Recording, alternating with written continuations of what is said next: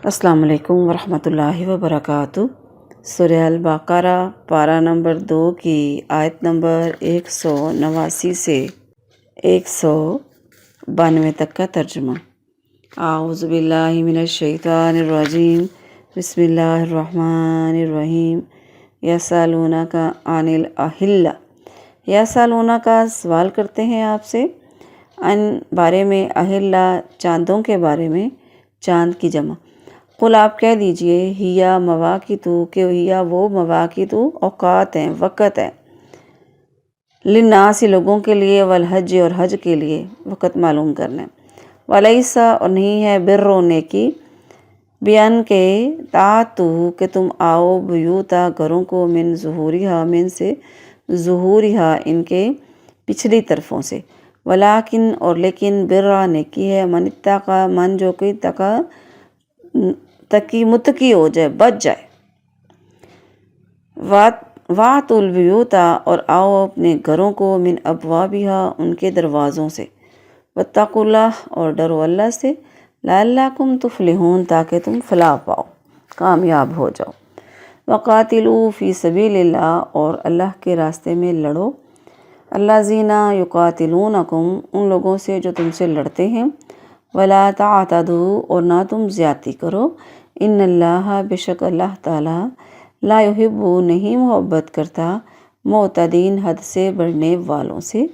زیادتی کرنے والوں سے، وقتلوہم اور انہیں قتل کرو، حیث جہاں کہیں، ثقفتموہم تم انہیں پاؤ، واخرجوہم اور نکال دو ان کو، من حیث جہاں سے، اخرجوکم نکالا انہوں نے تم کو، والفتنۃ اور فتنہ، اشد زیادہ سخت ہے، من القتل قتل سے، ولا اور نہ، تقاتلوہم اور نہ ان سے لڑو، عند المسجد الحرام مسجد حرام کے پاس، حتیٰ یہاں تک کہ، یقاتلوکم کہ وہ تم سے لڑیں، اگر فی اس میں، فَإِن پس اگر، قاتلوکم اگر وہ تم سے لڑیں، فقتلوہم پس تم بھی ان سے لڑو، انہیں قتل کرو، کذالک ایسے ہی، جزاء الکافرین بدلہ ہے، ایسی ہی جزا ہے، بدلہ ہے کافروں کا، فَإِنِ انتہوا پس اگر وہ باز آ جائیں، فَإِنَّ اللَّهَ غفور الرحیم پس بے شک اللہ تعالیٰ بے حد بخشنے والا، نہایت رحم والا ہے۔ بامحاورہ ترجمہ۔ اور وہ تجھ سے نئے چاندوں کے متعلق پوچھتے ہیں، کہہ دے کہ وہ لوگوں کے لیے اور حج کے لیے وقت معلوم کرنے کے ذریعے ہیں، اور نیکی ہرگز یہ نہیں کہ گھروں میں ان کی پچھلی طرفوں سے آؤ، اور بلکہ نیکی اس کی ہے جو بچے، اور گھروں میں ان کے دروازوں سے آؤ، اور اللہ سے ڈرو تاکہ تم کامیاب ہو جاؤ، اور اللہ کے راستے میں ان لوگوں سے لڑو جو تم سے لڑتے ہیں، اور زیادتی مت کرو، بے شک اللہ زیادتی کرنے والوں سے محبت نہیں کرتا، اور انہیں قتل کرو جہاں انہیں پاؤ، اور انہیں وہاں سے نکالو جہاں سے انہوں نے تمہیں نکالا ہے، اور فتنہ قتل سے زیادہ سخت ہے، اور مسجد حرام کے پاس ان سے نہ لڑو یہاں تک کہ وہ اس میں تم سے لڑیں، پھر اگر وہ تم سے لڑیں تو انہیں قتل کرو، ایسے ہی کافروں کی جزا ہے، پھر اگر وہ باز آ جائیں تو بے شک اللہ بے حد بخشنے والا، نہایت رحم والا ہے۔ السلام علیکم ورحمۃ اللہ وبرکاتہ۔ سورہ البقرہ پارہ نمبر 2 کی آیت نمبر 189 سے 192 تک کی تفسیر۔ اعوذ باللہ من الشیطان الرجیم، بسم اللہ الرحمن الرحیم۔ رب اشرح لی صدری ویسر لی امری واحلل عقدۃ من لسانی یفقہوا قولی، رب زدنی علما۔ یسألونک عن الاہلہ، یہاں پر اللہ تعالیٰ نے اہلہ کا لفظ استعمال کیا، یہ ہلال کی جمع ہے، چاند یعنی چاند کی جمع، اہلہ یعنی چاندوں کے متعلق۔ پہلی اور دوسری رات کے چاند کو ہلال کہتے ہیں، پھر جب وہ بڑا ہوتا جاتا ہے تو اس کو قمر کہا جاتا ہے۔ تو اللہ تعالیٰ نے یہاں پر چاند کے گھٹنے بڑھنے کی، لوگوں نے جب چاند کے گھٹنے بڑھنے کے بارے میں حکمت دریافت کی تو اللہ تعالیٰ نے جواب دیا کہ چاند ہر ماہ، پوچھا گا نا آپ سے پوچھتے ہیں کہ چاند کبھی بڑا ہوتا ہے چھوٹا ہوتا ہے، اس کے پیچھے کیا وجہ ہے؟ تو جواب دیا کہ چاند ہر ماہ ہلال کی صورت میں نمودار ہوتا ہے، پھر وہ 14ویں کو پورا بدر بن جاتا ہے، یعنی پورے چاند کو بدر بولا جاتا ہے، اور جو شروع میں باریک سا ہوتا ہے تو اسے ہلال بولتے ہیں، پھر ذرا روشن ہوتا ہے تو اس کو قمر بولتے ہیں، پھر آخری رات تو بالکل غائب بھی ہو جاتا ہے، پھر دوبارہ نئے چاند کی صورت میں نظر آتا ہے، جس سے شہروں اور بستیوں کے علاوہ صحراؤں، سمندروں میں رہنے والوں کو بھی معلوم ہو جاتا ہے۔ یہ سب سمندر میں لوگ سفر کر رہے ہوتے ہیں نا، کتنے مہینے لگ جاتے تھے پہلے وقتوں میں، ابھی بھی ہوتا ہے، ان کو پتہ لگ جاتا ہے کہ نیا مہینہ شروع ہو گیا ہے، اور وہ اس سے مختلف حالتوں سے تاریخ معلوم کر سکتے ہیں۔ جبکہ سورج کا مسئلہ الگ ہے، سورج ہمیشہ مکمل ہی رہتا ہے، اس کے حساب سے وقت اور تاریخ معلوم کرنا دنیا کے ہر حصے میں رہنے والوں کے لیے ممکن نہیں ہے۔ اس لیے اللہ تعالیٰ نے بدلنے والے چاندوں کو بطور کیلنڈر مقرر فرمایا۔ حج کے مہینے کا، کفارے کا، طلاق اور وفات کی عدتیں،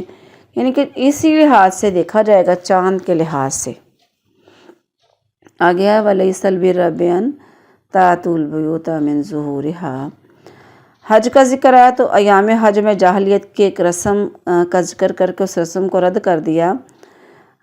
حدیث میں آتا ہے، براء بن عازب رضی اللہ عنہ فرماتے ہیں کہ یہ آیت ہمارے بارے میں نازل ہوئی۔ انصار جب حج کرتے پھر واپس آتے تو اپنے گھروں کے دروازوں سے داخل نہیں ہوتے تھے۔ اب انصار کا ایک آدمی حج سے آیا اور اپنے دروازے کی طرف سے داخل ہو گیا تو سب نے اسے کہا، اس کو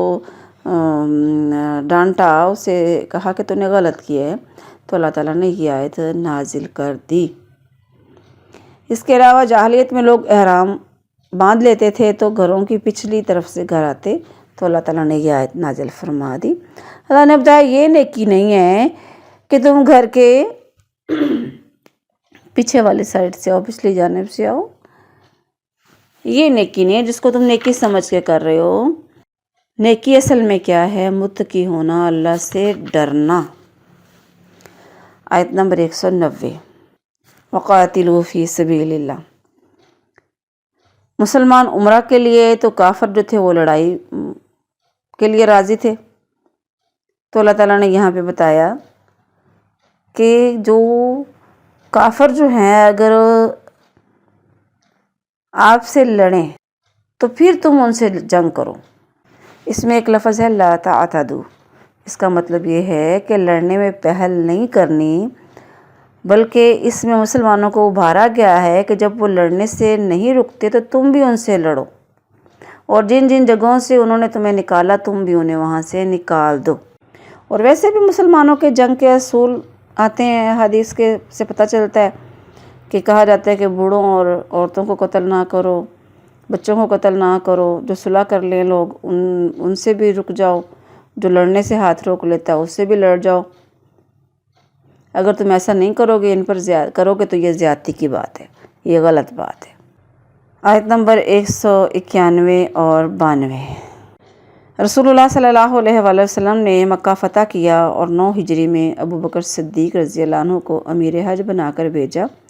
اور انہیں سورہ توبہ میں جو اللہ تعالیٰ نے اعلان کیا تھا اس کو اعلان کرنے کا حکم دیا، جو اللہ تعالیٰ نے اس میں حکم دیے تھے، جس کے مطابق کیا اس میں بتایا گیا تھا کہ مشرکین 4 ماہ تک مکہ میں اور زمین عرب میں چلنے پھرنے کی مشرکین کو اجازت ہے۔ اس کے بعد مسلمان نہ ہونے کی صورت، یا تو مسلمان ہو جائیں، اگر نہیں ہوتے تو اس صورت میں وہ جہاں بھی مل جائیں تو انہیں قتل کرنے کا حکم دے کر جزیرہ عرب سے نکال دیا گیا۔ یہ ہم سورہ توبہ میں اس کی تفصیل پڑھیں گے۔ پھر یہودیوں کو بھی پہلے مدینہ سے، پھر رسول اللہ صلی اللہ علیہ وسلم کی وصیت کے مطابق عمر رضی اللہ عنہ کے زمانے میں سرزمین عرب سے ان کو نکال دیا گیا۔ اس میں آگے ہے لفظ والفتنہ اشد من القتل۔ اس سے 2 طرح کی تفسیریں کی جاتی ہیں۔ ایک تو یہ کہ مشرکین جو ہیں، بے شک